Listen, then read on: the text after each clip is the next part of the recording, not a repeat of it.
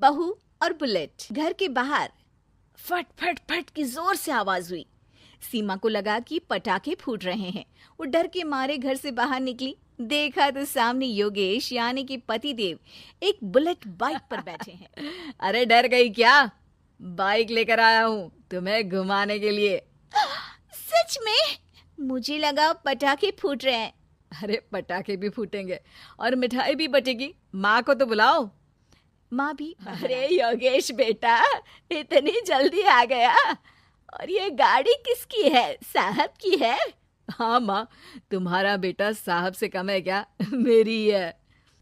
अरे बेटा, इतनी बड़ी गाड़ी ले ली, इससे तो तू घोड़ा ही ले लेता। महंगी पड़ी होगी ना? माँ महंगी सस्ती छोड़ो और मिठाई लाया हूँ, गांव में बंटवा दो।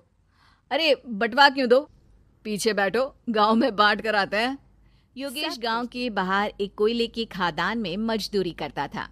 मेहनत और अकल से उसने वहां ठेकेदारी का काम सीख लिया और सूझबूझ से ठीक ठाक पैसा बनाने लगा। गांव में बात फैल गई कि योगेश के घर ऐसी गाड़ी पहले कभी किसी ने गांव में तो देखी नहीं थी। योगेश और माँ गाड़ी से वापस घर आ जाते हैं। बेटा, बाबूजी ऊपर से देख रहे होंगे और आशीर्वाद भी दे रहे होंगे तुझे। वो होते तो उनको भी घुमाता माँ। पूरे गांव में नाच नाच के मिठाई बांटने जाते। जैसे मैंने नाच नाच के अपने लिए एक साइकिल लेकर आए थे। बस बस, बाबूजी दो बात भी सुनाते कि फटफट वाली फटफटी ले आया।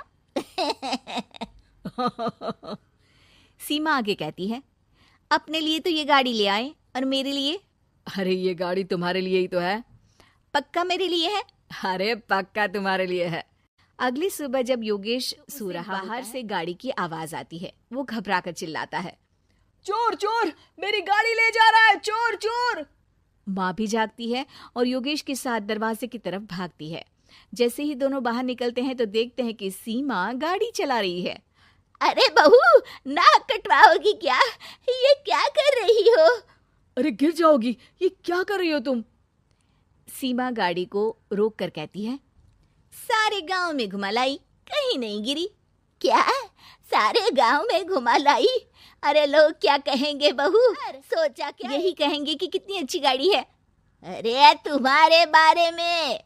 हाँ, कहेंगे ना कि देखो कितनी अच्छी गाड़ी पर बैठी है। बहू गाड़ी रखकर योगेश और सासू माँ के पास जाती है। तुमने कब गाड़ी चलाना सीखा? हमारे बाबूजी के पास पुरानी स्कूटर थी, सीख ली। फिर स्कूल में एक मास्टर जी भी ऐसी ही गाड़ी लेकर आते थे, उन्होंने सिखा दी। हाँ हाँ, स्कूल के मास्टर आजकल यही सब तो सिखा रहे हैं। पढ़ाई का कुछ सिखाते तो कुछ भला होता। अरे बहू, अब गाड़ी मत चलाना। हमारे परिवार में कभी किसी औरत ने पीछे से आगे की सीट पे आने की हिम्मत नहीं की है। तुम भी मत करना, समझी? जी समझ गई माँ जी। सीमा सास की बात सुनकर चुपचाप रसोई में जाकर उदास होकर खाना पकाने लगी है।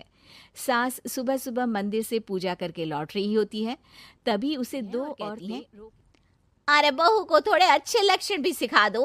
गाड़ी चलाने निकली थी, गांव की मर्यादा का कोई ख्याल नहीं है। वही तो। अरे पैसे आने किसी रीति रिवाज को नहीं मानोगे? अरे समाज में रहना है तो समाज के ढंग से ही रहना पड़ता है। अरे लाज भी नहीं आई बहू को? चूल्हे चौके से निकलकर सीधे गाड़ी लेकर चौराहे चबूतरे नाप लिए, फट फट फट करते हुए। अरे कुछ कह देना उसे। अरे ये क्या कहेगी, बूढ़ी सास है, इनकी थोड़ी ना चलती होगी घर में। हाँ, बहू की ही चलती होगी, मर्जी भी और गाड़ी भी। सास सब सुनकर घर आती है और बहू को चिल्ला के बुलाती है। अरे नाक कटवा दी सबके सामने गाड़ी चलाकर। औरत जात गाड़ी नहीं चलाती। शहरों में तो 4 पहियों वाली गाड़ी भी चलाती हैं और हेलीकॉप्टर, हवाई जहाज भी। शहर में थोड़ी ना रहती हो मैडम साहिबा। आज के बाद गाड़ी से बंद तुम्हारा घर से। माँ सही कह रही है, कहीं भी जाना हो तो मुझे बता देना, मैं लेकर चलूंगा। आज माँ को तुम्हारे कारण कितनी बातें सुननी पड़ी। इतना कहते हुए योगेश वहां से चला जाता है। बारिश की वजह से कारखाने के रोड पर कीचड़ रहता है। इसीलिए योगेश गाड़ी घर रख कर जाता है और किसी से लिफ्ट लेकर कारखाने पहुंचता है ताकि नई गाड़ी गंदी ना हो। लेकिन शाम को इतनी तेज बारिश होती है कि उसे वापस आने का कोई साधन ही नहीं मिलता। बारिश बढ़ती जाती है। रात के 11 में एक नदी का ब्रिज है। अगर उस पर पानी आ गया तो योगेश कारखाने में ही फंस जाएगा। पूरी रात भूखे प्यासे बितानी पड़ेगी। घना अंधेरा, बिजली की कड़कड़ाहट और तेज बारिश। राजेश डर भी रहा था, ठंड से कांप भी रहा था। तभी उसे रोड से आती हुई एक रोशनी दिखती है। वो देखता है कि उसके सामने एक बाइक आकर खड़ी हुई है। वो ऊपर वाले को धन्यवाद देकर उस बाइक वाले आदमी की तरफ बढ़ता है, पर पास जाकर देखता है तो भौचक्का रह जाता है। सीमा, तुम यहाँ इतनी बारिश में गाड़ी पर? पहले बैठो तो, नदी ब्रिज पे आ जाएगी तो जाना मुश्किल हो जाएगा। योगेश गाड़ी के पीछे बैठता है। सीमा गाड़ी चला रही है। मैंने तो तुमको पहचाना ही नहीं। गाड़ी की आवाज तो पहचानी होगी ना? अरे पर मुझे नहीं पता था कि तुम आओगी। अच्छा किया कि तुम आ गई। माँ नहीं आने दे रही थी, पर हमेशा पति पत्नी की रक्षा थोड़ी ना करेगा, पत्नी को भी तो करनी चाहिए। योगेश को सुबह अपने किए पर पछतावा होता है। उसकी आंख में आंसू आ गए जो बारिश की बूंदों। उसके बाद सीमा को सास ने और योगेश ने खुशी खुशी समाज की सीमा लांघने की मंजूरी दे दी। अब वो जहां भी जाती फट फट फट गाड़ी